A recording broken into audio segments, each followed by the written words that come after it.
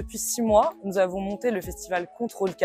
C'est le raccourci clavier pour faire un hyperlien. Donc c'est ça qui est important pour nous, c'est de faire l'hyperlien des musiques connectées et donc l'hyperlien de toutes les musiques émergentes d'aujourd'hui à la frontière de plusieurs genres musicaux qui sont du coup l'électro, la pop, le rap et l'hyperpop également. Notre line-up est composé à 70% de femmes, c'était hyper important pour nous.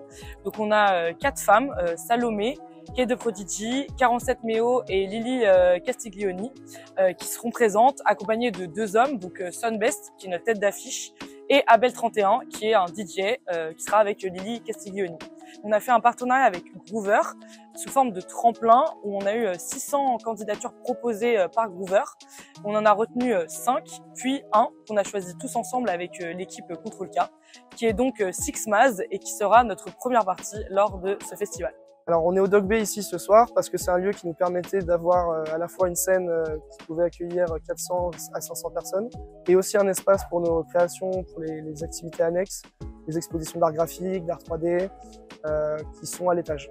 Pour monter ce festival, on a divisé la classe en plusieurs équipes. Une équipe prod, une équipe régie, une équipe communication, direction artistique, plus une équipe de coordinateurs qui s'assurait de veiller à ce que tous les pôles soient bien coordonnés, travaillent main dans la main et les mêmes deadlines pour aboutir au projet.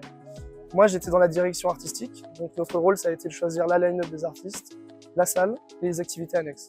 Et moi, plus tard, j'aimerais faire de la direction artistique, donc ça permet de faire une première expérience dans le domaine, dans un milieu étudiant, pas professionnel, mais qui s'en rapproche beaucoup grâce aux encadrants qu'on a. Et donc, à l'avenir, ça va vraiment permettre de pouvoir développer des compétences comme on a pu le faire tout au long du festival, parce que en dehors de bosser dans la direction artistique, on a touché un peu à tous les domaines, on a vu comment les autres travaillaient. Donc c'est comprendre comment se construit un projet, un événement, de tous ces aspects. On a été accompagné par Elodie Mermoz sur ce projet, qui a été notamment programmatrice au Printemps de Bourges. Donc elle nous a aidé à nous cadrer, et moi je dirais le plus important, ce que j'en retiens, c'est qu'elle nous a permis de garder les pieds sur terre, de savoir ce qui était réalisable ou pas, de savoir si on était dans les temps, si on l'était pas, et donc vraiment garder ce cadre professionnel pour qu'on n'aille pas dans tous les sens. Donc cet accompagnement-là, il a été vraiment bénéfique, c'est pour ça qu'on peut faire le festival ce soir.